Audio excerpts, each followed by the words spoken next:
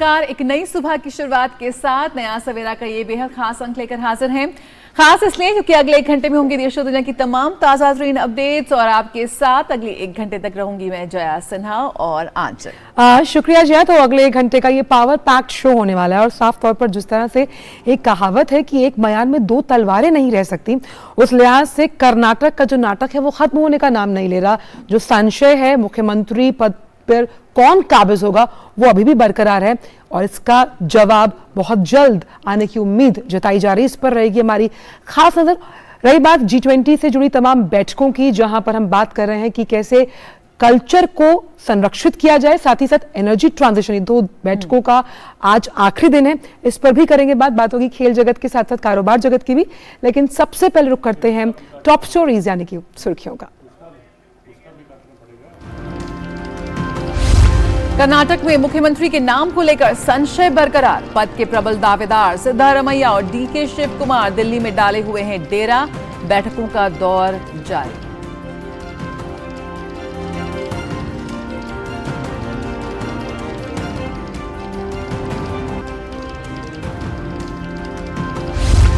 भुवनेश्वर में जारी G20 संस्कृति कार्यसमूह की दूसरी बैठक का आज अंतिम दिन।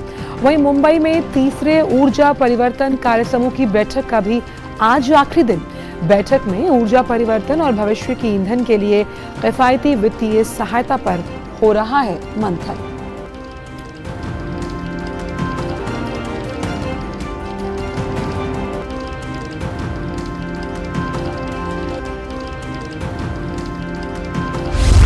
आज से शुरू होगा सागर परिक्रमा का 5वां चरण। इसका उद्देश्य मछुआरों और अन्य अंशधारकों की विभिन्न दिक्कतों को हल करते हुए महाराष्ट्र और गोवा के तटीय जिलों को इस योजना के दायरे में लाना।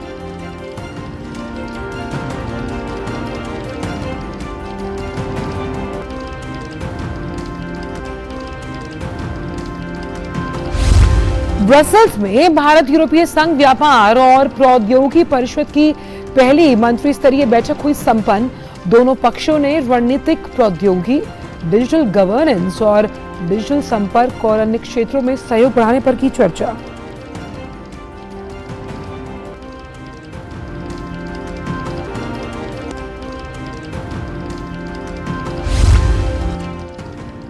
सूचना और प्रसारण राज्य मंत्री डॉक्टर एल मुरुगन फ्रांस में कान फिल्म महोत्सव 2023 में इंडिया पवेलियन का करेंगे उद्घाटन। केंद्रीय सूचना और प्रसारण मंत्री अनुराग सिंह ठाकुर एक वीडियो संदेश के माध्यम से उद्घाटन सत्र को करेंगे संबोधित। कल जॉनी डेप की ऐतिहासिक फिल्म जियान टू बेरी के प्रीमियर के साथ हुआ महोत्सव का आगाज।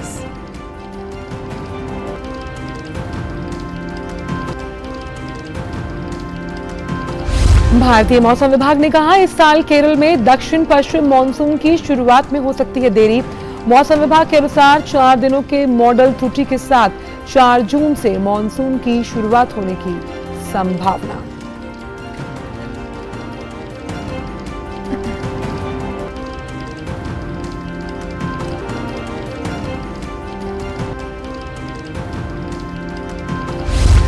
और IPL में मुंबई इंडियंस को 5 रन से हरा लखनऊ सुपर जायंट्स ने खुद को पहुंचाया प्लेऑफ के करीब। आज होने वाले मुकाबले में दिल्ली और पंजाब एक दूसरे के होंगे आमने सामने।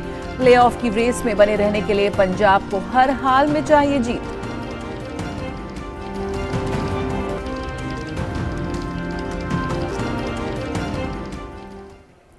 और सुर्खियों के बाद देखते हैं देश भर की कुछ खास खबरें। बिल्कुल, और बात करते हैं कर्नाटक की राजनीति से जुड़ी हुई। तो कर्नाटक में मुख्यमंत्री पद किसके पास होगा, ये लाख टके का सवाल है और अभी भी बना हुआ है। कर्नाटक के नए सीएम को लेकर बेंगलुरु से लेकर दिल्ली तक हलचल है और बैठकों का दौर जारी है। कांग्रेस पर्यवेक्षकों के पार्टी अध्यक्ष मल्लिकार्जुन खड़गे को रिपोर्ट सौंपे जाने के बाद कल उनके आवास पर नेताओं के बैठक में मुख्यमंत्री पद को लेकर लंबी चर्चा हुई। इसमें पूर्व अध्यक्ष राहुल गांधी और रणदीप सुरजेवाला भी शामिल हुए। दिन भर चले मंथन के बाद भी अभी तक राज्य के मुखिया के नाम पर मोहर न लग पाना नेतृत्व की असफलता को दिखाता है। हालांकि आज राज्य के नए मुख्यमंत्री के नाम की घोषणाएं जो है उसकी संभावना जताई जा रही है। सीएम पद की रेस में फिलहाल सिद्धारमैया का पलड़ा भारी दिख रहा है, लेकिन DK शिव कुमार भी पार्टी की मजबूती के लिए जीतोड़ मेहनत का हवाला देते हुए अपना दावा जता रहे हैं। कर्नाटक में कांग्रेस के 135 विधायक विजयी हुए हैं। राज्य में मिले प्रचंड बहुमत में प्रदेश अध्यक्ष DK शिव कुमार की भूमिका काफी अहम रही है। और ऋषि कुमार हमारे साथ जुड़ रहे हैं दिल्ली से। ऋषि, 4 दिन हो गए हैं कर्नाटक इलेक्शंस, कर्नाटक में जीत के ऐलान के बाद, लेकिन अभी तक मुख्यमंत्री पद के लिए सस्पेंस बना हुआ है। दोनों दावेदार दिल्ली में डटे हुए हैं, लेकिन अभी तक कांग्रेस आलाकमान किसी तरह का कोई फैसला नहीं कर पा रही है। क्या वजह है, क्यों इतना समय लग रहा है नाम तय करने में, और क्या कुछ उम्मीद कर सकते हैं आज? देखिए, वजह साफ है। यहाँ पर 2 प्रतिद्वंदी हैं और दोनों अपनी जगह पर डटे हुए हैं। खासतौर से DK शिव कुमार को लेकर जो परिस्थितियां बनी हैं और जो उनका दावा है कि जीत में उन्होंने जो अपनी भूमिका निभाई है, सबको देखते हुए DK शिव कुमार अपने दावे को कमजोर नहीं होने देना चाहते। इसी वजह से ये परिस्थितियां सामने हैं कि सिद्धारमैया का समर्थन को लेकर आलाकमान काफी हद तक संतुष्ट है और सिद्धारमैया वहां के एक पॉपुलर लीडर भी रहे हैं, पहले भी मुख्यमंत्री रहे हैं। लेकिन इन सब के बावजूद इस बार की जीत में जो भूमिका DK शिव कुमार की रही है, उसके बाद DK शिव कुमार को पता है कि यही वक्त है जब वो अपने दावे के जरिए सरकार में भागीदारी को ज्यादा से ज्यादा सुनिश्चित कर सकते हैं। और यही वजह है कि वो अपने दावे को कमजोर नहीं पड़ने देना चाहते। और इसमें एक पहलू और है जिसमें कि सोनिया गांधी को लेकर DK शिव कुमार के साथ संबंध और जिस तरीके से उनके वो कहते आशीर्वाद उनके साथ रहा है, तो कहीं ना कहीं इसमें एक पहलू ये भी नजर आ रहा है कि DK शिव कुमार चाहते हैं कि जो भी मसला तय हो उसमें सोनिया गांधी की उपस्थिति और उनके साथ उनकी बातचीत के बाद ही कोई मामला आगे बढ़े। क्योंकि इस पूरे मसले में हमने देखा है, कल राहुल गांधी कांग्रेस अध्यक्ष मल्लिकार्जुन खड़गे के घर पर काफी देर तक रुके और जो भी फॉर्मूला बनाने की कोशिश की, लेकिन वो हो नहीं पाया। इसमें एक अहम पहलू यही अभी तक बताया जा रहा है कि वो सोनिया गांधी के साथ बैठक करके या कम से कम इस फैसले में उनकी क्या पोजीशन है वो भी जानना चाहते हैं। और इसी वजह से मुझे लगता है ये देरी हो रही है। कल ये बताया जा रहा था कि कांग्रेस अध्यक्ष सोनिया गांधी दिल्ली में नहीं थी, इसी वजह से उनके साथ ये बैठकों का दौर नहीं हो पाया है। संभवतः आज ये स्पष्ट हो पाएगा कि क्या इस चुनाव में यानी कि मुख्यमंत्री को चुनने को लेकर सोनिया गांधी की कोई भूमिका अब ज्यादा नजर आ रही है। इस तरीके की जो अटकलें हैं उसको आज जरूर सबके सामने वो आ जाएंगी, क्योंकि ये जो पहलू है इस पहलू पर ही सबसे ज्यादा अब विचार किया जा रहा है। ऋषि, ताज एक है और दावेदार 2 हैं, लेकिन ये हमेशा से कांग्रेस के बारे में कहा जाता है कि जो गांधी परिवार के सबसे करीब होता है उसी को मुख्य पद दिया जाता है। और लगातार ये बात भी सामने आ रही है कि सिद्धारमैया की दावेदारी इसलिए भी मजबूत है क्योंकि वो जन नेता तो हैं ही, लेकिन आने वाले लोकसभा जो चुनाव है उसके लिए भी लगातार पार्टी के अंदर इस तरह का मंथन जारी है कि वो एक बेहतर छवि प्रदान करते हैं। क्या जानकारी है इसको लेकर?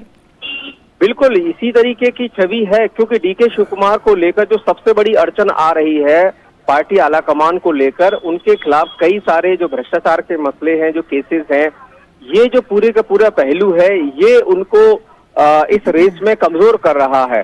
और जिस तरीके से अटकलें हैं कि इस पूरे प्रकरण में राहुल गांधी की भी भूमिका है, और राहुल गांधी जिस तरीके से कल मल्लिकार्जुन खड़गे के घर पर पहुंचे, हालांकि वो पिछले के दरवाजे से ही पहुंचे थे, लेकिन जो मीडिया में जो फोटोग्राफ्स मिले उसके आधार पर ये सुनिश्चित हो गया था कि वो मौजूद हैं और काफी देर तक मौजूद रहे। इसी वजह से ये जो पूरा पहलू है इसमें 2 नेता अगर राज्य में है तो 2 नेता यहाँ पर केंद्र में जो राहुल गांधी और सोनिया गांधी हैं। इसके अलावा जो जिम्मेदारी दे दी गई है कांग्रेस अध्यक्ष मल्लिकार्जुन खड़गे के लिए, अब उनके सामने स्थिति ये है कि मल्लिकार्जुन खड़गे को दोनों पक्षों को सेटिस्फाई करना है।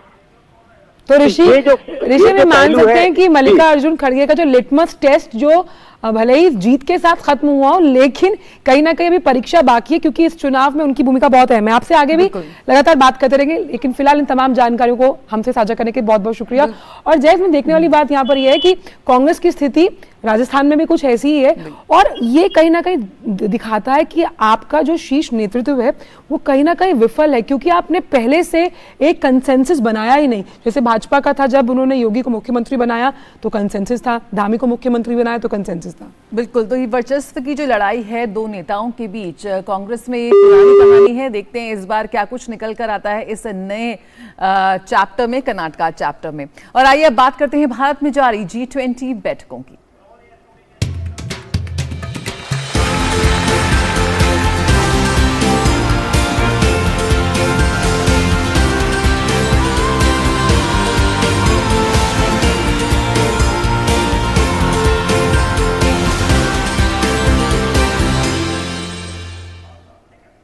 बात करते हैं भुवनेश्वर की, जहां जारी G20 संस्कृति कार्य समूह की दूसरी बैठक का आज आखिरी दिन।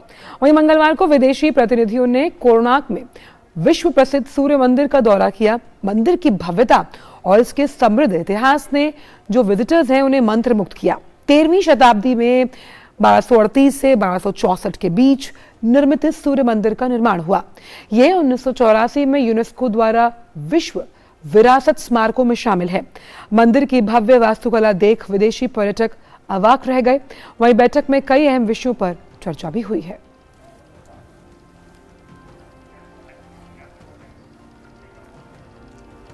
और भुवनेश्वर में कोणार्क के विश्व प्रसिद्ध सूर्य मंदिर से हमारे संवाददाता विशाल बैरिस्टो की एक खास रिपोर्ट देखते हैं। आइए।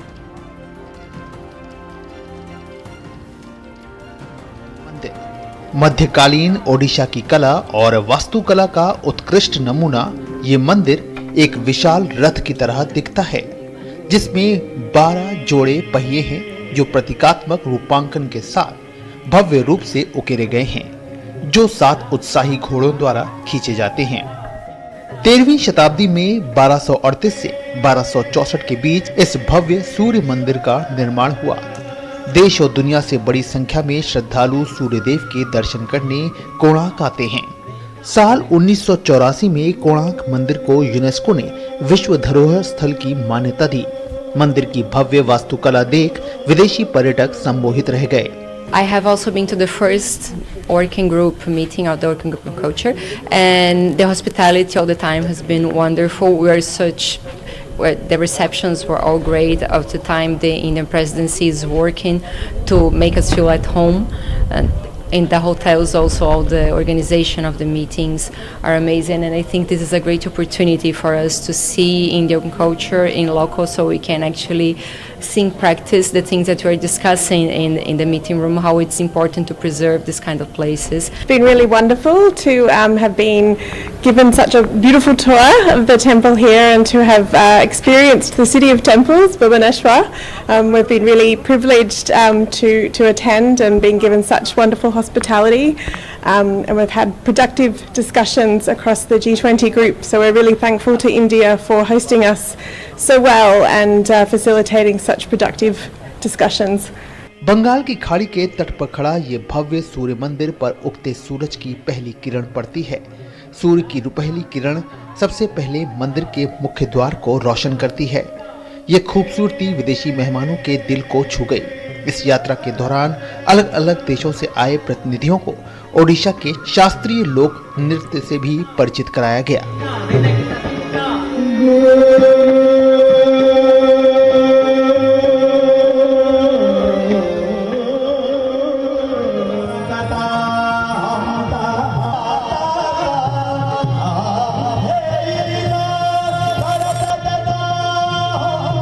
तेरहवीं शताब्दी का ये शानदार सूर्य मंदिर गवाह है भारत के उस मुकाम की जब पश्चिम सीख रहा था, हमने दुनिया को सिखाया। ये ना सिर्फ हमारी संस्कृति है, ना सिर्फ हमारी पूजा पद्धति है, बल्कि विज्ञान है जिसे पूरी दुनिया ने जाना। कैमरामैन जगन के साथ मैं विशाल बैरिस्टो, डीडी न्यूज, कोणार्क, ओडिशा। बिल्कुल, तो वैश्विक नीति निर्माण की अगर बात करें तो संस्कृति उसमें बेहद अहम भूमिका निभाती है। आपको सीधी ले चलेंगे भुवनेश्वर विशाल के पास, जानेंगे आज क्या खास होने वाला है इस कल्चरल ग्रुप मीटिंग में। लेकिन फिलहाल यहाँ रखते हैं छोटे से ब्रेक। प्रधानमंत्री श्री नरेंद्र मोदी की अगुवाई में देश को खुले में शौच से मुक्त बनाने के लिए 2014 में आरंभ किया गया स्वच्छ भारत मिशन न केवल एक जन आंदोलन बना, बल्कि इसे विश्व की बड़ी व्यवहार परिवर्तन योजना का गौरव भी मिला। स्वच्छ भारत मिशन ग्रामीण की अपार सफलता के बाद जरूरत थी इस परिवर्तन को स्थायी बनाने की, और इस लक्ष्य को हासिल करने के लिए स्वच्छ भारत मिशन के दूसरे चरण यानी कि ODF+ की शुरुआत की गई। साथियों, खुले में शौच से मुक्ति के बाद अब दायित्व और बढ़ गया। देश को ODF के बाद ODF+ बनाने के लक्ष्य पर काम चल रहा है। अब हमें कचरे से कंचन बनाने का काम को तेज करना है। पूरे देश में ODF+ या संपूर्ण स्वच्छता पर खास ध्यान दिया जा रहा है। स्वच्छता केंद्रित जागरूकता अभियानों के द्वारा जन जन तक स्वच्छता की सीख, पेंटिंग और फिल्म मेकिंग जैसे नए और रोचक तरीकों से पहुंचाई जा रही है। देश में स्वच्छता संवाद कार्यक्रमों का आयोजन किया गया, जिनमें लोगों ने पूरे उत्साह के साथ हिस्सा लिया और प्लास्टिक कचरे से देश को मुक्त कराने की शपथ ली। जैविक कचरे के निपटान और उससे अतिरिक्त आमदनी पाने के बारे में भी लोगों को जागरूक किया जा रहा है, जिससे बड़ी संख्या में लोग गोबर धन योजना से जुड़ रहे हैं और गोबर से बायोगैस एवं जैविक खाद के उत्पादन को बढ़ावा मिल रहा है। जैविक और रिसाइक्लेबल कचरे को अलग रखने और उसके उपचार पर विशेष ध्यान दिया जा रहा है। ग्रे वाटर प्रबंधन के अंतर्गत लाखों की संख्या में सोख्ता गड्ढों का निर्माण किया जा रहा है।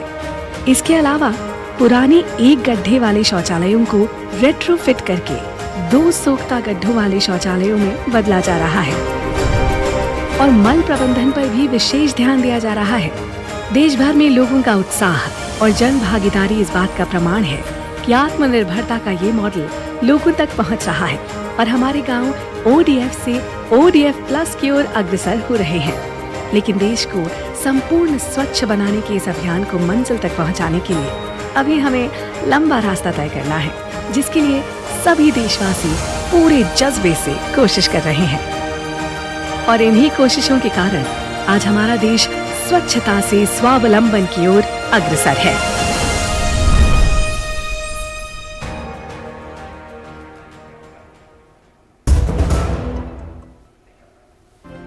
ब्रेक के साथ आप सभी का स्वागत है और हमारे साथ हमारे संवाददाता विशाल इस वक्त भुवनेश्वर से मौजूद हैं। विशाल, हमने आपकी रिपोर्ट देखी जिसमें कोणार्क जो मंदिर है उसके भव्य दर्शन हमें हुए।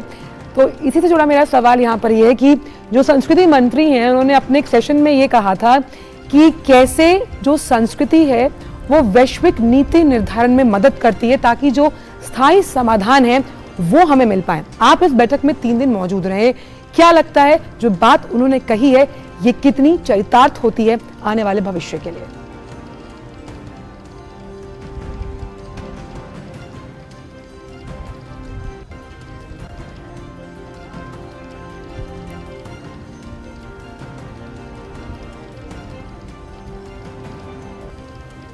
देखिए चलो शैला, सबसे पहले आप दोनों को सुप्रभात। हमारे दिन की शुरुआत आज बहुत जल्दी हो गई है और हम सुबह 5 बजे हम गए, जिसमें केंद्रीय संस्कृति मंत्री थी, विदेशी मेहमान थे और हमने दौरा किया उदयगिरी केव्स का। उदयगिरी 2000 साल से ज़्यादा पुरानी गुफाएं हैं और वहाँ पर हमने देखा कि इस तरह से अभी भी वो सहेज कर रखी गई हैं और सैंडस्टोन की गुफाओं पर पहाड़ियों को काट कर ये गुफाएं बनाई गई हैं। जो जैन भिक्षु होते थे वो यहाँ पर ठहरते थे, उसमें पुरुष और महिला दोनों होते थे। कि किस तरह से उस ज़माने में महिला सशक्तिकरण हुआ करता था। तो ये जो G20 का प्लेटफॉर्म है ये बताता है कि किस तरह से भारत की जो संस्कृति है, उसका इतिहास है, उसका जो विज्ञान है, उसकी जो कला है वो कितनी अपने आप में रिच है और कैसे विदेशी और ख़ास तौर से वेस्ट पश्चिम जो है वो भारत से सीख सकता है। तो ये जो प्लेटफॉर्म है ये इसलिए है ताकि लोग बाहर से आएँ, यहाँ पर आके हमारी संस्कृति को देखें, उसको समझें, और जब वो जाएं अपने अपने देशों में तो बताएं कि भारत की संस्कृति, उसकी विरासत कितनी ज़्यादा रिच है और उसको जानना क्यों ज़रूरी है। हमने कल रात को कोणार्क का दौरा किया। कोणार्क जो है वो 13वीं शताब्दी में बना हुआ मंदिर है और उसके अंदर ना सिर्फ कला है बल्कि साइंस है, ट्रिग्नोमेट्री है, एस्ट्रोनॉमी है, और ये तमाम चीज़ें हैं जिसको देखकर विदेशी लोग हतप्रभ रह गए कि जब उनको ये पता चला कि बिना मशीनरी के इतने भव्य मंदिर का निर्माण हो सकता है, और जब सूर्य उगता है तो उसकी पहली किरण उसके मुख्य द्वार पर पड़ती है। ये बे ऑफ बंगाल की खाड़ी के ऊपर बना हुआ सूर्य मंदिर है। तो ये तमाम वो चीज़ें हैं जो ये बताती हैं कि भारत जब ये कहता है कि उसके अंदर पूरी क्षमता है विश्व गुरु बनने की, और अगले 25 साल ये तय कर देंगे कि भारत कितनी जल्दी अपने पुराने वैभव को, यानी कि जो उसकी पोजीशन थी उस ज़माने में आज से 2000 साल पहले, उसको हासिल कर सकता है। तो ये प्लेटफॉर्म G20 एग्जैक्टली उसी को प्रोवाइड करता है, और यही बात प्रधानमंत्री नरेंद्र मोदी कहते रहे हैं, और यही बात यहाँ पर संस्कृति मंत्रालय ने कहा, और यही बात को दोहरा रहे हैं जो विदेशों से आए लोग हैं, जिसमें G20 कंट्रीज़ के मेंबर्स हैं, उसके अलावा जो इनवाइटेड कंट्रीज़ हैं, और ख़ास तौर से जो इनवाइटेड ऑर्गेनाइजेशंस हैं जिसमें ILO और यूनेस्को शामिल है। बिल्कुल, किस तरह से संस्कृति जो है, जो हमारी विरासत है, हमारी धरोहर है, वो एक बेहद सतत भविष्य के लिए एक मार्ग प्रशस्त कर सकती है, इस पे भी खासा जोर है। प्रधानमंत्री ने भी बात कही है कि किस तरह से हम संस्कृतियों के माध्यम से दो देशों के संबंधों को और ज़्यादा महत्वपूर्ण और प्रगाढ़ बना सकते हैं। कौन से ऐसे आपको लगता है क्षेत्र हैं या ऐसे प्रमुख विषय हैं जिन पर लगातार विचार विमर्श हो रहा है इन कल्चरल ग्रुप मीटिंग्स में, जिसके ज़रिए संस्कृति को एक और ज़्यादा सशक्त टूल के माध्यम से हम इसको विकसित कर सकते हैं दोनों देशों के बीच रिश्तों को और प्रगाढ़ बनाने के लिए?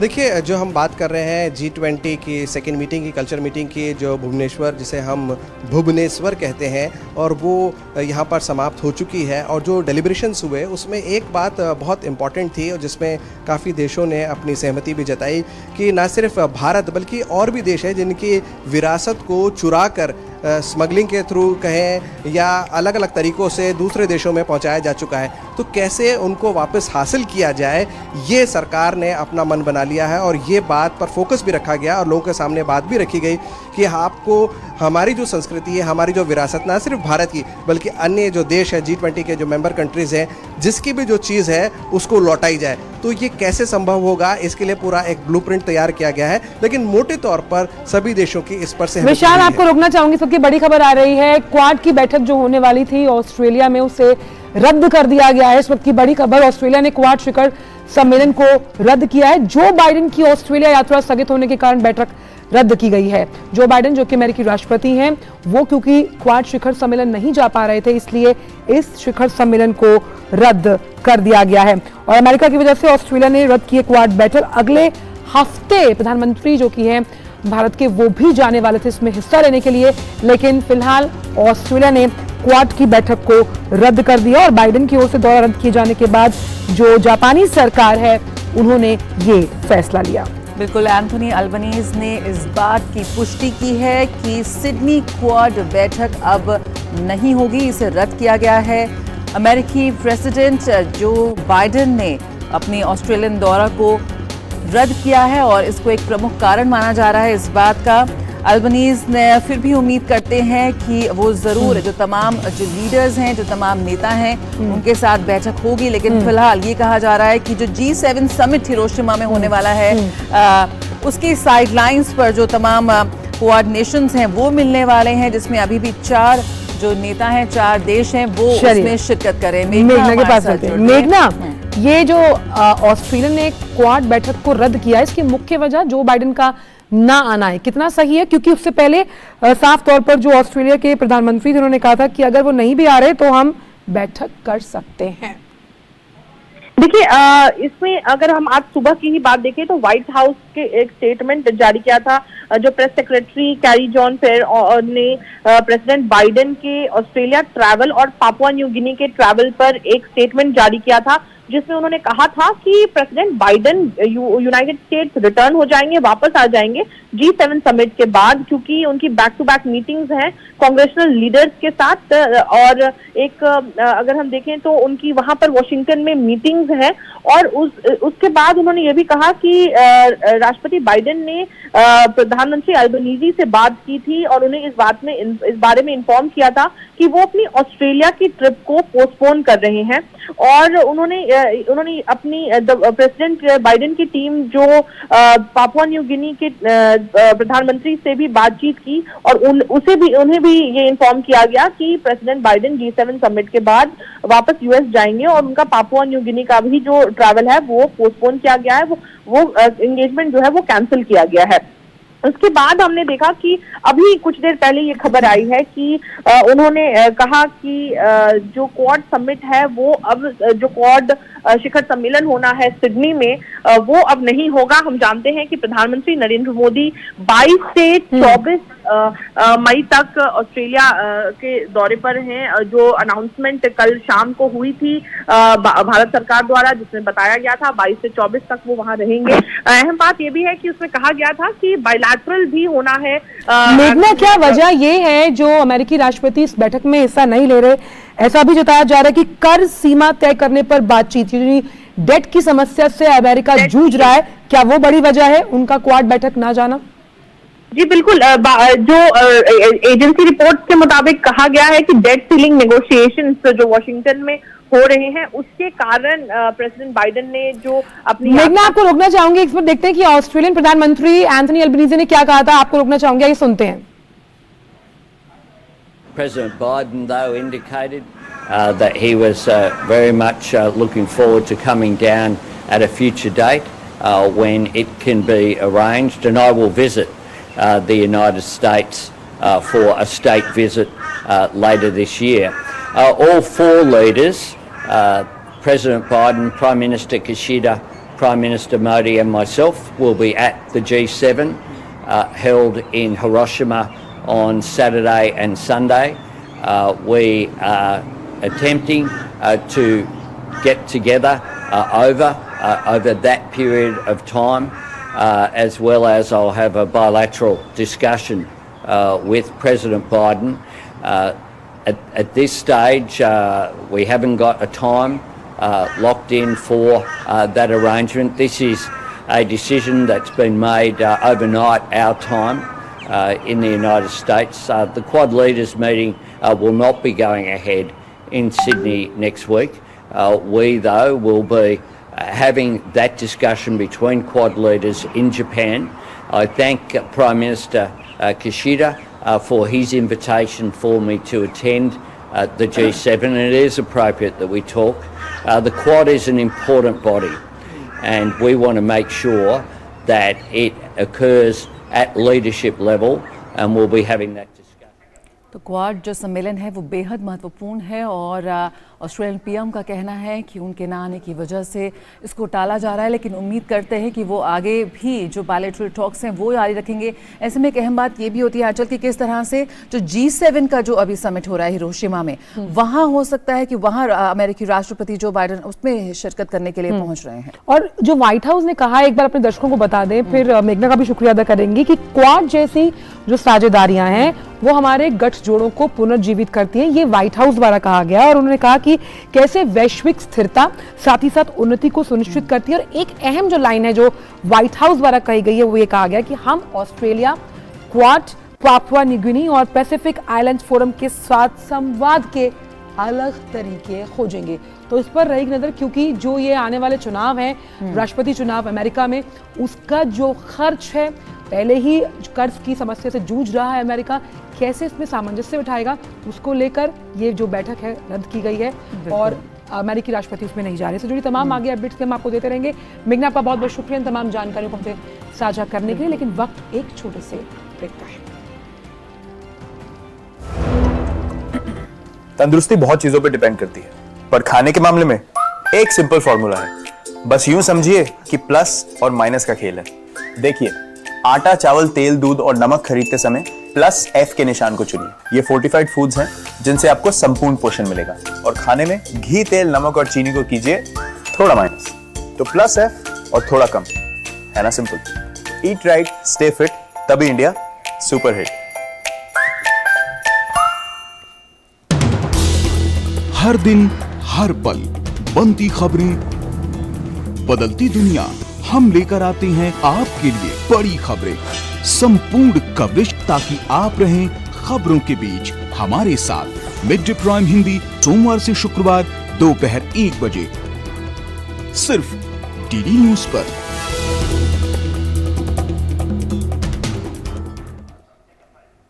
ब्रेक के बाद सभी का स्वागत है। और भारत की G20 अध्यक्षता के अंतर्गत मुंबई में चल रही तीसरी ऊर्जा परिवर्तन कार्य समूह की बैठक का आज अंतिम दिन है। इस बैठक में G20 सदस्य देशों, विशेष आमंत्रित देशों और अंतर्राष्ट्रीय ऊर्जा एजेंसी और संयुक्त राष्ट्र पर्यावरण कार्यक्रम जैसे अंतर्राष्ट्रीय संगठनों के 100 से अधिक प्रतिनिधि शामिल हैं। बैठक में प्रौद्योगिकी, अंतर, ऊर्जा परिवर्तन और भविष्य के ईंधन के लिए किफायती वित्तीय सहायता जैसे मुद्दों पर विचार किया जा रहा है।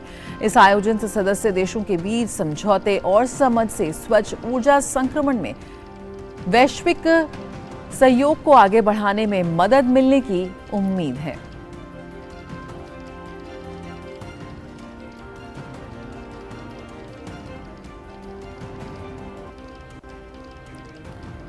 और श्यामा हमारे साथ जुड़ रही है मुंबई से। श्यामा से और जानकारी लेते हैं इस पूरी बैठक को लेकर। श्यामा, जिस तरह से अगर हम नवीकरणीय ऊर्जा की बात करें, रिन्यूएबल एनर्जी की बात करें, 2030 तक एक जो टारगेट सेट किया है भारत ने, तमाम चुनौतियों का यहाँ पे जिक्र हो रहा है, अवसरों का जिक्र हो रहा है। किस तरह से इस बैठक में इस पूरे मुद्दे पर आगे बातचीत आगे बढ़ती हुई नजर आ रही है? जी देखिए जया, सबसे पहले जब हम बात करते हैं एनर्जी ट्रांजिशन की, तो सबसे यहाँ पर एक पहला मुद्दा होता है कि आप टेक्नोलॉजी किस तरीके से लाएंगे। नए जो सोर्सेस होते हैं, क्लीन या ग्रीन एनर्जी सोर्सेस हैं, उनकी टेक्नोलॉजी आप नए नवीनीकरण जब कर रहे हैं तो वो क्या होंगी, किस तरीके से वो आप अपने देश में लाएंगे, इम्प्लीमेंट करेंगे। इसके अलावा होता है फाइनेंस, कैसे खर्च, कौन से इंस्टीट्यूशंस पैसा लगाने के लिए तैयार हैं। देश जो है वो दूसरे बड़े इंस्टीट्यूशन से जैसे ADB या वर्ल्ड बैंक, ये सारे बैंक से पैसे लेने के लिए एक तरीके से जो ऑप्शंस होते हैं वो देखते हैं। सारी चर्चा यहाँ पर लगातार हो रही है। तीसरा energy working group, energy transition working group meeting है ये। तो ये यहाँ पर 8 साइड इवेंट अलग से किए गए थे, जिसमें से आज एक साइड इवेंट होगा। जो बाकी साइड इवेंट्स थे उसमें हमने देखा कि फाइनेंसिंग, लो कॉस्ट फाइनेंसिंग किस तरीके से किया जा सकता है, इस पर चर्चा हुई। इसके अलावा स्मॉल मॉड्यूलर रिएक्टर्स, हम जब बात करते हैं नए ऊर्जा के स्रोत की, तो स्मॉल मॉड्यूलर रिएक्टर जहां से न्यूक्लियर रिएक्टर से एनर्जी आ सकती है, तो एक बहुत बड़ी एक तरीके से हम कह सकते हैं। इससे जुड़ा मेरा सवाल यही है कि जिस तरह से जो शेरपा अमिताभ कांत उन्होंने कहा कि अनफेटर्ड एक्सेस यानी अनरिस्ट्रेन्ड एक्सेस, खासतौर पर जिन स्मॉल रिएक्टर्स की हम बात कर रहे हैं जो कि न्यूक्लियर पावर से जुड़े हुए हैं, ये मिलना बेहद जरूरी है ताकि जिस किफायत के साथ हम क्लीन एनर्जी के रास्ते पर चलना चाहते हैं वो आसानी से प्रशस्त हो पाए। तो इसके लिए कैसे खाका तैयार किया जाएगा ताकि एक्सेस आसानी से हो? देखिए आंचल, अभी तो फिलहाल जो स्मॉल मॉड्यूलर रिएक्टर है वो अभी काफी डेवलपमेंट स्टेज पर है। कुछ देशों में ये इसकी डिजाइनिंग चल रही है, कुछ देशों में कमर्शियलाइजेशन के स्टेज पर भी आ चुका है, लेकिन भारत में अभी कुछ समय बाकी है क्योंकि ये डेवलपमेंट स्टेज पे है। तो भारत में जो इसकी इम्प्लीमेंटेशन होगी वो लगभग आप देख सकते हैं कि 4 से 5 साल के बाद में होगा, क्योंकि प्रोसेस होते हैं, डिजाइनिंग होते हैं। हर देश अपनी डिजाइन पसंद करना चाहेगा, अपनी डिजाइन एक रखना चाहेगा। तो अभी वो फिलहाल डिजाइनिंग स्टेज पर है। इसके अलावा जब हम बात कर रहे हैं न्यूक्लियर रिएक्टर्स की या न्यूक्लियर एनर्जी की, तो बहुत जरूरी है कि डीमिस्टिफाई करें, क्योंकि न्यूक्लियर एनर्जी हम हमेशा सोचते हैं कि ये या तो हानि पहुंचा देगा या तो बहुत बड़ा एक तरीके से इसके लिए लागत लगेगी। यहाँ पर जो पावर मिनिस्ट्री है या new and renewable energy ministry है, वो कोशिश कर रही है इसे डीमिस्टिफाई करने की, ताकि लोगों को पता चल सके कि न्यूक्लियर एनर्जी क्लीन एनर्जी होती है और बहुत अच्छी सोर्स ऑफ एनर्जी है, तो आप उस पर भी स्विच कर सकते हैं। इसके अलावा एक और एनर्जी की सोर्स होती है जो अन्य देश अभी फिलहाल इस्तेमाल कर रहे हैं, लेकिन भारत में लगभग उसे इम्प्लीमेंट करने के स्टेज पर आ चुके हैं, जो है ऑफशोर विंड एनर्जी। हम विंड मिल्स देखते हैं जो लैंड पर होता है, उसके लिए लैंड की जरूरत पड़ती है, लेकिन ये ऑफशोर जो होता है वो आप समुद्र में लगा सकते हैं। चलिए उम्मीद करते हैं कि ये न्यूक्लियर रिएक्टर प्रोग्राम्स हैं जो कहीं ना कहीं अभी बिल्कुल जो डेवलपिंग स्टेज पर हैं, तो जिस एक्सेस का हम जिक्र कर रहे हैं इसको लेकर जल्दी एक रोड मैप तैयार किया जाएगा। आपसे आज के एजेंडे में चर्चा करूंगी श्यामा, लेकिन फिलहाल इन तमाम जानकारियों को हमसे साझा करने के लिए आपका बहुत बहुत शुक्रिया। और आइए खबरों में आगे बढ़ते हैं। केंद्रीय मत्स्य पालन, पशुपालन और डेयरी मंत्रालय आज से सागर परिक्रमा के 5वें चरण की शुरुआत कर रहा है। आज महाराष्ट्र के रायगढ़ से शुरू होकर आगामी 19 मई को गोवा के कनकोना में समाप्त होने वाली इस यात्रा का उद्देश्य प्रधानमंत्री मत्स्य संपदा जैसे विभिन्न मत्स्य पालन योजनाओं और कार्यक्रमों जैसी योजना और किसान क्रेडिट कार्ड के माध्यम से मछुआरों और हितधारकों के सामने आने वाली चुनौतियों का समाधान करना है। केंद्रीय मत्स्य पालन, पशुपालन और डेयरी मंत्री पुरुषोत्तम रुपाला इस कार्यक्रम में भाग लेंगे। सागर परिक्रमा 75वें आजादी के अमृत महोत्सव की भावना को याद करते हुए और हमारे स्वतंत्रता सेनानियों, नाविकों और मछुआरों को सम्मानित करते हुए मछुआरों, मछली किसानों और संबंधित हितधारकों के साथ एकजुटता प्रदर्शित करने का प्रतीक है। गुजरात, दमन और दीव, महाराष्ट्र और कर्नाटक में 19 स्थानों को कवर करते हुए 4 चरणों को सफलतापूर्वक पूरा करने के बाद इस अभूतपूर्व पहल को सभी हितधारकों से समर्थन प्राप्त करना जारी है। चरण 5वें की यात्रा में महाराष्ट्र और गोवा राज्यों में 6 स्थान शामिल होंगे।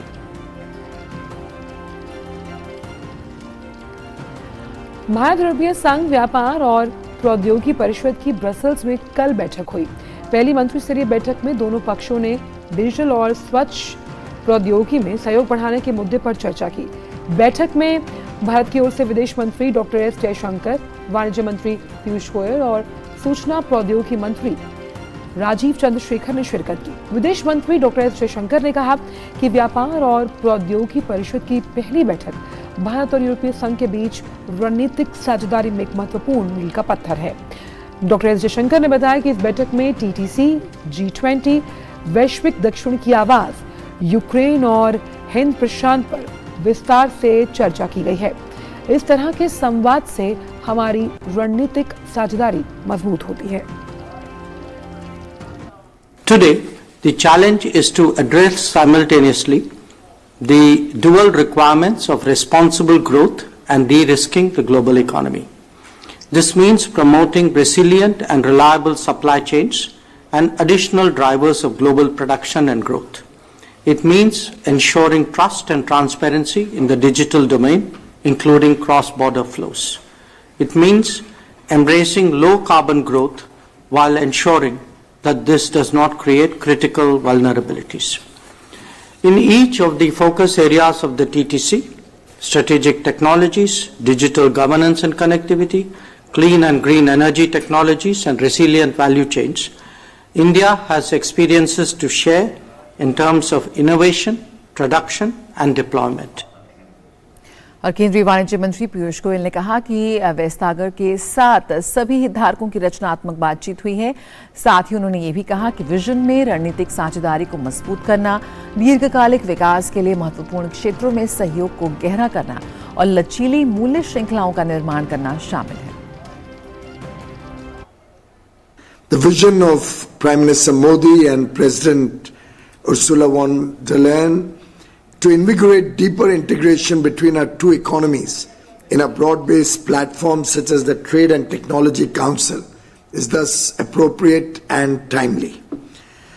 This can become one of the most important bilateral structures to enhance our trade and investment relations, guide them in a direction that is essential for the strategic growth and security of both sides and usher in a new era of prosperity for the people of both the EU and India. और Brussels में जो ये बैठक चल रही है उस पर बात करने के लिए हमारे साथ मेघना जुड़ी हुई है, हमारी संवाददाता। मेघना, जिस तरह से विदेश मंत्री ने कहा कि ट्रांसपेरेंट और क्लीन डिजिटल डोमेन जो है वो बेहद ज़रूरी है जब हम इस तरह की जो संगठन है, जो इस तरह की बैठक है उसकी सफलता का या उसके आगे दीर्घकालिक परिणामों का जिक्र करते हैं। उसमें किस तरह से इसे क्लीन और ट्रांसपेरेंट के साथ साथ जवाबदेह बनाया जाएगा, इस पर किस तरह से काम किया जाएगा।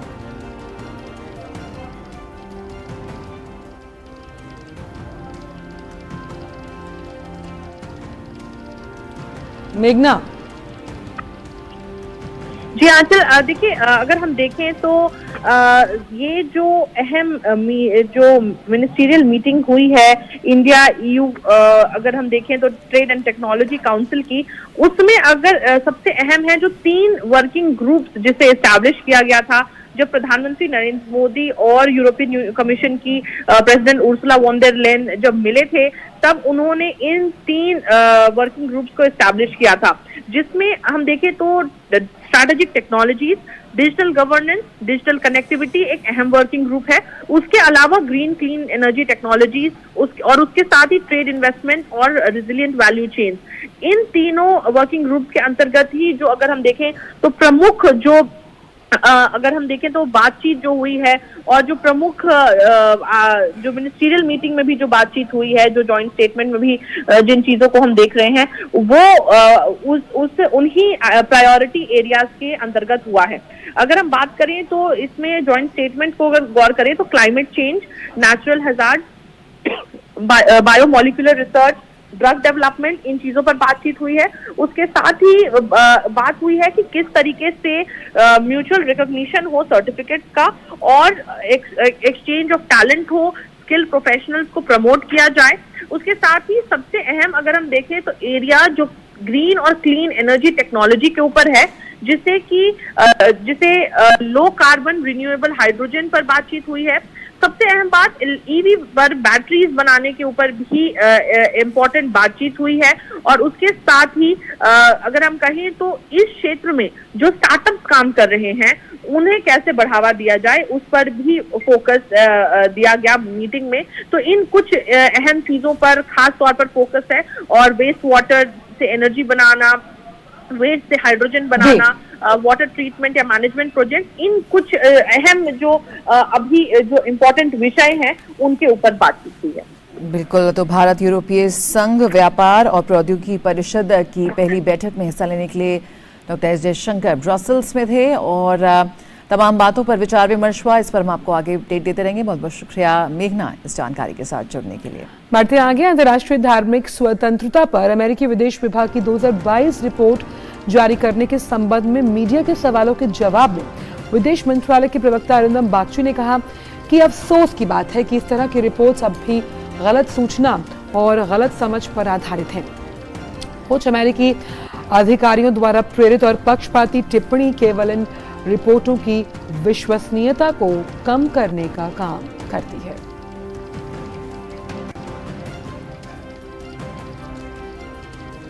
और आइए अब देखते हैं देश भर की कुछ अन्य प्रमुख खबरें फटाफट अंदाज में। मणिपुर में कानून व्यवस्था की स्थिति में सुधार के साथ कर्फ्यू में और ज्यादा ढील दी गई। राज्य में दोनों राष्ट्रीय राजमार्ग अब खुल गए और आवश्यक वस्तुओं के ट्रक सुरक्षित इम्फाल पहुंच गए। सरकार ने राज्य में फर्जी खबरों और अफवाहों को फैलने से रोकने के लिए अफवाह मुक्त मणिपुर कक्ष खोला। इस कक्ष में सोशल मीडिया प्लेटफॉर्म्स पर किसी फर्जी खबर की पुष्टि के लिए मोबाइल नंबर 9485280461 पर संपर्क किया जा सकता है। मणिपुर की स्थिति को देखते हुए यूपीएससी ने सिविल सेवा प्रारंभिक परीक्षा 2023 के लिए इम्फाल केंद्र के उम्मीदवारों के लिए वैकल्पिक केंद्र की व्यवस्था करने का निर्णय लिया है। ये परीक्षा 28 मई 2023 को आयोजित की जाएगी। इस परीक्षा के लिए इम्फाल के वैकल्पिक केंद्रों के रूप में मिजोरम में आइजॉल, नागालैंड में कोहिमा, मेघालय में शिलोंग, असम में दिसपुर और जोरहाट, पश्चिम बंगाल में कोलकाता और दिल्ली को चुना गया है।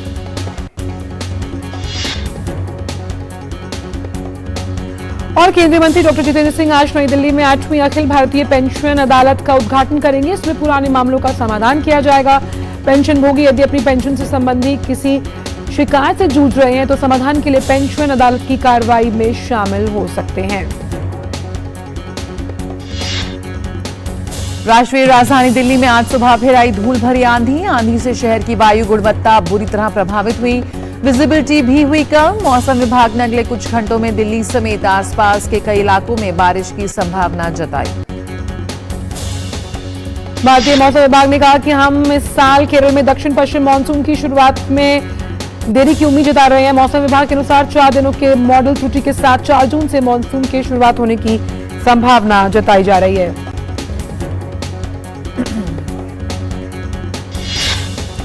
और इस वक्त एक और अहम खबर यहां पर आ रही है। देश भर में 100 से ज्यादा ठिकानों पर इस वक्त एनआईए के छापे दिए जा रहे हैं। ड्रग्स, आतंकवाद और गैंगस्टर मामले को लेकर ये छापेमारी की जा रही है। देश भर में 100 से ज्यादा ठिकाने हैं जिस पर इस वक्त एनआईए की छापेमारी जारी है। बड़ी खबर ड्रग्स, आतंकवाद के साथ साथ उसमें यह भी जताया जा रहा है कि कैसे लॉरेंस गोल्डी के करीबियों पर बड़ी कार्रवाई है ये एनआईए द्वारा। इस पर बात करने के लिए नीरज सिंह हमारे साथ जुड़ गए। नीरज, एनआईए का बड़ा एक्शन, ड्रग्स, आतंकवाद और गैंगस्टर गठजोड़ के मामले में कार्रवाई, खासतौर पर लॉरेंस गोल्डी के करीबियों पर इसे बड़ी कार्रवाई माना जा रहा है। नीरज अभी हमारे साथ नहीं जुड़े, लेकिन नीरज मेरा सवाल अब तक पहुंच गया। मैं दोहराऊं आपके लिए सवाल एक बार कि किस तरह से ये जो 100 से ज्यादा ठिकानों पर एनआईए के छापे हैं जिसमें लॉरेंस और गोल्डी पर भी कहीं ना कहीं इसे बड़ी कार्रवाई के रूप में देखा जा सकता है। देखिए, बिल्कुल बड़ी कार्रवाई है और इससे पहले भी आंचल अगर आप देखें, एनआईए ने गैंगस्टर और आतंकवाद का जो गठजोड़ है उसके खिलाफ एक बड़ी कार्रवाई की थी और कई सारे गैंगस्टरों पर शिकंजा भी कसा था। आपको पता है कि जिस तरीके से पंजाब के अंदर ये गैंगस्टर अपना होल्ड बना रहे हैं और खासतौर से हरियाणा में जो गैंगस्टर मौजूद हैं, वो एक तरीके से पंजाब में जो सिंगर जो तमाम लोग हैं, इसके अलावा कुश्ती और खेल के जो तमाम मामले हैं, उनमें अपना एक तरीके से होल्ड बनाना चाहते हैं। और यही कारण है कि आप देखें कि जो पाकिस्तान के थ्रू ड्रग्स आता है उसमें अब आतंकवादियों ने गैंगस्टरों को शामिल किया है ताकि हमारी जो जांच एजेंसियां हैं वो सीधे सीधे आतंकवाद के ऊपर उंगली ना उठा सकें। यही वजह है कि वो बड़े पैमाने पर पैसा भी इन गैंगस्टरों को दे रहे हैं, हथियार भी दे रहे हैं ताकि इस ड्रग्स की जो सप्लाई है उसको करके जो पैसा इकट्ठा हो वो आतंकवादियों तक पहुंचाया जाए। और आज की जो कार्रवाई करीब 122 जगह पर छापेमारी की कार्रवाई चल रही है जिसमें 6 स्टेट शामिल हैं। उत्तर प्रदेश है, उत्तराखंड है, इसके अलावा पंजाब है, हरियाणा है, मध्य प्रदेश है और दिल्ली। यहाँ पर एनआईए की जो छापेमारी है वो अभी लगातार चल रही है और जिसमें आपने देखा है कि लॉरेंस बिश्नोई गैंग और इसके अलावा गोल्डी बरार गैंग ने किस तरीके से सिद्धू मूसेवाला की हत्या की बात को स्वीकार किया है। आप देखें तिहाड़ जेल में जिस तरह से काला जेठिया की हत्या की गई, इसके अलावा जो तेवतिया है उसकी जो हत्या की गई, तो ये एक बड़ा गठजोड़ है और इसको पीछे से बैकिंग पाकिस्तान से मिल रही है। जो पाकिस्तान में बैठे आतंकवादी संगठन है वो इनको पैसा भी दे रहे हैं और हथियार भी पहुंचा रहे हैं अत्याधुनिक। बिल्कुल। और 14 ये राज्य थे जिसमें 28 ऐसे गैंगस्टर्स हैं जिनकी सूची एनआईए ने एमएचए को सौंपी थी, मिनिस्ट्री ऑफ जो होम अफेयर्स है, उसके बाद ये हरी झंडी दिखाई गई और ये कार्रवाई किस तरह से टेरर फंडिंग और ड्रग्स और जो माफिया का जो गठजोड़ है आतंकवाद से, उस पर एक करारा प्रहार यहां पर करते हुए एनआईए की पूरे देश भर में 122 के करीब ठिकानों पर छापेमारी इस वक्त जारी है। आपको आगे भी इस पर अपडेट देंगे, लेकिन फिलहाल देश भर के बाद अब रुख कर लेते हैं कुछ अंतर्राष्ट्रीय खबरों की ओर।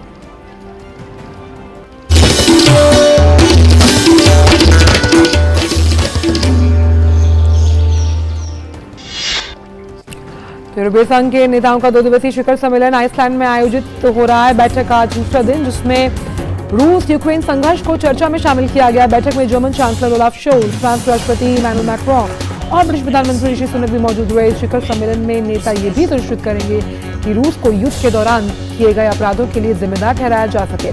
ब्रिटेन के प्रधानमंत्री ने कहा कि उन्हें उम्मीद है कि शिखर सम्मेलन में पर्यवेक्षक अमेरिका भी इस कदम का समर्थन करेगा। पाकिस्तान के उच्च न्यायालय ने पूर्व प्रधानमंत्री इमरान खान की जमानत अवधि अगले महीने की 8 तारीख तक बढ़ा दी है। उनके खिलाफ हिंसा और देशद्रोह के 2 मामले हैं। इस्लामाबाद उच्च न्यायालय की एकल पीठ ने सरकारी संस्थानों के शीर्ष अधिकारियों के खिलाफ आरोपों और खान के समर्थकों द्वारा पाकिस्तान मुस्लिम लीग नवाज के नेता मोहसिन रांझा के साथ मारपीट से संबंधित मामलों की सुनवाई की। मुख्य न्यायाधीश आमिर फारूक ने वकीलों की दलीलें सुनने के बाद पाकिस्तान तहरीक-ए-इंसाफ पार्टी के प्रमुख इमरान खान की जमानत 8 जून तक बढ़ा दी। कनाडा के अल्बर्टा शहर में जंगलों में लगी आग बढ़ती जा रही है। आग के कारण हवा की गुणवत्ता खराब स्तर पर पहुंची, जिसमें विजिबिलिटी काफी कम हुई। आग के कहर से 20,000 लोगों को अपने घरों को खाली करना पड़ा। आग बुझाने के लिए दमकल कर्मियों के साथ सेना के जवान भी जुटे हुए हैं। हालांकि आग से किसी के हताहत होने की कोई सूचना नहीं मिली। स्पेन के ओरियो शहर में धमाके से 2 लोगों की मौत हो गई। अधिकारियों ने कहा कि धमाका बच्चों के खेल के मैदान के पास हुआ। प्रशासन के अनुसार यह धमाका लिंग आधारित हिंसा के कारण हुआ। धमाके के बाद इलाके में सुरक्षा व्यवस्था मजबूत कर दी गई है। अधिकारियों ने कहा है कि घटना की जांच जारी है।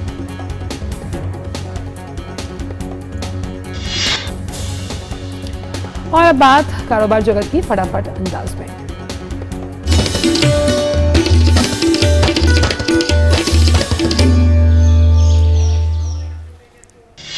जल जीवन मिशन के 12 करोड़ ग्रामीण परिवारों को नल से जल आपूर्ति प्रदान करने के नया कीर्तिमान स्थापित किया गया।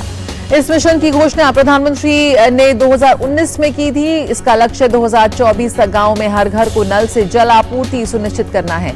जल शक्ति मंत्रालय ने बताया कि वर्तमान में 5 राज्यों और 3 केंद्र शासित प्रदेशों में 100% परिवारों को नल से जल आपूर्ति का लक्ष्य हासिल कर लिया गया है। माइक्रोसॉफ्ट ने घोषणा की कि iOS के लिए फोन लिंक अब भी विंडोज 11 कस्टमर्स के लिए उपलब्ध है, जिसमें आईफोन यूजर्स को फोन कॉल करने और रिसीव करने के साथ साथ अपने कॉन्टैक्ट तक पहुंचने और सीधे अपने विंडोज पीसी से फोन नोटिफिकेशन देखने की सुविधा देता है। Amazon इंडिया ने अपने क्लाउड डिवीजन AWS के साथ people experience and technology solutions या HR और सपोर्ट वर्टिकल से लगभग 400 से 500 कर्मचारियों को निकाल दिया है। मेटा स्वामित्व वाला WhatsApp macOS डिवाइसों पर एक नया ग्रुप कॉलिंग फीचर शुरू करने जा रहा है, जो यूजर्स को चुनिंदा प्रतिभागियों के साथ ग्रुप कॉल करने की अनुमति देगा।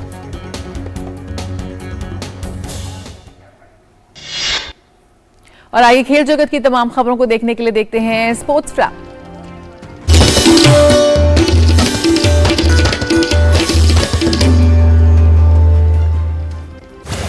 इंडियन प्रीमियर लीग में लखनऊ में मंगलवार को खेले गए मुकाबले में लखनऊ सुपर जायंट्स ने मुंबई इंडियंस को रोमांचक मैच में 5 रन से हराकर खुद को प्लेऑफ के बेहद करीब ला दिया है। लखनऊ की टीम अब अपना आखिरी मुकाबला 20 मई को KKR के खिलाफ खेलेगी और टीम अगर इस मुकाबले को जीत जाती है तो प्लेऑफ में पहुंच जाएगी। मुंबई के खिलाफ मुकाबले में मैच के हीरो तेज गेंदबाज मोहसिन खान रहे, जिन्होंने आखिरी ओवर में मुंबई इंडियंस को 11 रन नहीं बनाने दिए। लखनऊ द्वारा दिए गए 178 रन के लक्ष्य का पीछा करते हुए मुंबई की टीम 5 विकेट पर 172 रन ही बना सकी और मुकाबले को गंवा बैठी। इससे पहले लखनऊ की टीम ने कप्तान गुलाम पांड्या के 49 और मार्कस स्टोनिस के 89 रन की बदौलत 3 विकेट पर 177 रन का स्कोर किया था। इंडियन प्रीमियर लीग में आज दिल्ली कैपिटल्स का सामना पंजाब किंग्स से धर्मशाला के मैदान पर होगा। प्लेऑफ की अपनी उम्मीदों को जिंदा रखने के लिए पंजाब को इस मुकाबले में हर हाल में जीत दर्ज करनी होगी। पंजाब ने अब तक कुल 12 मैच खेले हैं, जिसमें से 6 में टीम को जीत हाथ लगी है, जबकि इतने ही मैचों में टीम को हार का भी मुंह देखना पड़ा है। 12 पॉइंट्स के साथ पंजाब अंक तालिका में इस समय 8वें नंबर पर काबिज है। भारतीय बैडमिंटन खिलाड़ी HS प्रणॉय ने ताजा जारी बैडमिंटन रैंकिंग में अपने करियर की बेस्ट रैंकिंग हासिल की है। वह पहली बार 7वें स्थान पर पहुंचे। उन्होंने 2 पायदान की छलांग लगाई। त्रिशा जॉली और गायत्री गोपीचंद की महिला डबल्स जोड़ी ने भी 17वें स्थान से 15वें स्थान तक छलांग लगाते हुए अपने करियर की बेस्ट रैंकिंग हासिल की। इंटर मिलान की टीम चैंपियंस लीग फुटबॉल प्रतियोगिता के फाइनल में पहुंच गई है। टीम ने 2010 के बाद पहली बार खुद को फाइनल में पहुंचाया है। इंटर मिलान ने यह कामयाबी AC मिलान को सेमीफाइनल के दूसरे लेग के मुकाबले में 1-0 से हराकर हासिल की। इंटर मिलान ने इससे पहले सेमीफाइनल के पहले लेग का मुकाबला 2-0 से जीता था। इस तरह एग्रीगेट के आधार पर इंटर ने 3-0 से जीत हासिल की है। इंटर मिलान की ओर से मैच का एकमात्र गोल लाउटारो मार्टिनेज ने किया, जिनका चैंपियंस लीग के इस सीजन में ये तीसरा गोल रहा। फाइनल में अब इंटर मिलान का सामना मैनचेस्टर सिटी या फिर रियल मैड्रिड से होगा। फाइनल मैच इस्तांबुल में 10 जून को खेला जाएगा। चैंपियंस लीग फुटबॉल प्रतियोगिता में आज मैनचेस्टर सिटी और रियल मैड्रिड के बीच होगा सेमीफाइनल के दूसरे लेग का मुकाबला। पहला लेग 1-1 से रहा था draw. Sports desk DD news. अब देखते हैं खबरें सिनेमा जगत से।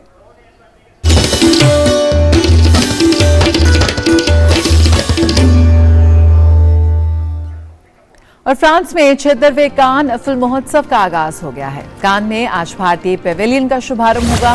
केंद्रीय सूचना एवं प्रसारण राज्य मंत्री डॉक्टर L मुरुगन इस पेविलियन का शुभारंभ करेंगे। इस मौके पर केंद्रीय सूचना और प्रसारण मंत्री अनुराग सिंह ठाकुर एक वीडियो संदेश के माध्यम से 76वें कान महोत्सव के उद्घाटन सत्र को संबोधित करेंगे। संबोधन में भारत को कंटेंट निर्माण के वैश्विक केंद्र के रूप में प्रस्तुत किया जाएगा। राष्ट्रीय डिजाइन संस्थान अहमदाबाद ने भारतीय पेविलियन की संकल्पना की है और इसका डिजाइन तैयार किया है, जो वैश्विक समुदाय के लिए भारत की रचनात्मक अर्थव्यवस्था का प्रदर्शन विषय पर आधारित है। पेविलियन का डिजाइन सरस्वती यंत्र से प्रेरित है, जो ज्ञान, संगीत, कला, भाषण, ज्ञान और शिक्षा की देवी सरस्वती का अमूर्त प्रतिनिधित्व करता है। पेविलियन के रंग भारत के राष्ट्रीय ध्वज के जीवंत रंगों केसरिया, सफेद और हरा तथा नीला से प्रेरित है। केसरिया रंग देश की ताकत और साहस को, सफेद रंग आंतरिक शांति और सच्चाई को, हरा रंग उर्वरता, विकास और भूमि की शुभता को एवं नीला रंग धर्म और सच्चाई के कानून को दर्शाते हैं। भारत में प्रतिभा का विशाल भंडार है और भारतीय पेविलियन भारतीय फिल्म समुदाय को वितरण कारोबार, ग्रीन लाइट स्क्रिप्ट्स, प्रोडक्शन सहयोग और दुनिया के प्रमुख मनोरंजन और मीडिया कंपनियों के साथ नेटवर्क बनाने के लिए एक प्लेटफॉर्म प्रदान करेगा। केंद्रीय सूचना और प्रसारण राज्य मंत्री डॉक्टर एल मुरुगन ने मंगलवार को कान अंतर्राष्ट्रीय फिल्म महोत्सव में भारतीय प्रतिनिधि मंडल का नेतृत्व किया। कान उद्घाटन दिवस के अवसर पर डॉक्टर मुरुगन रेड कार्पेट पर हमारी समृद्ध भारतीय संस्कृति को प्रदर्शित करते हुए पारंपरिक तमिल पोशाक वेष्टी में रेड कार्पेट पर नजर आए।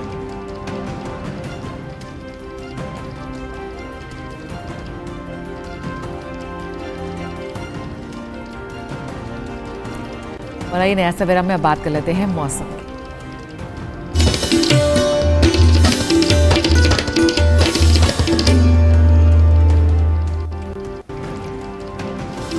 असम, मेघालय, मणिपुर, मिजोरम, त्रिपुरा में कुछ हिस्सों में भारी बारिश की संभावना है, तो वहीं उड़ीसा, उत्तराखंड, पंजाब, हरियाणा, चंडीगढ़, दिल्ली, वेस्ट बंगाल, सिक्किम में कुछ जगहों पर हल्की बारिश और गरज के साथ छींटे पड़ने की संभावना है। और आइए विभिन्न शहरों के तापमान पर डाल लेते हैं नजर।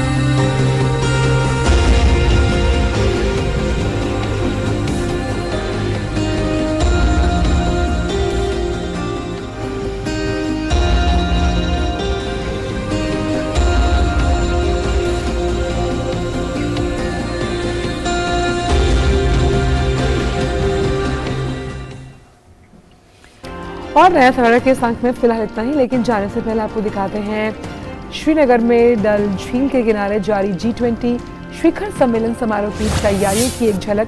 आप इनका लुत्फ उठाइए। हमें दीजिए इजाजत। नमस्कार।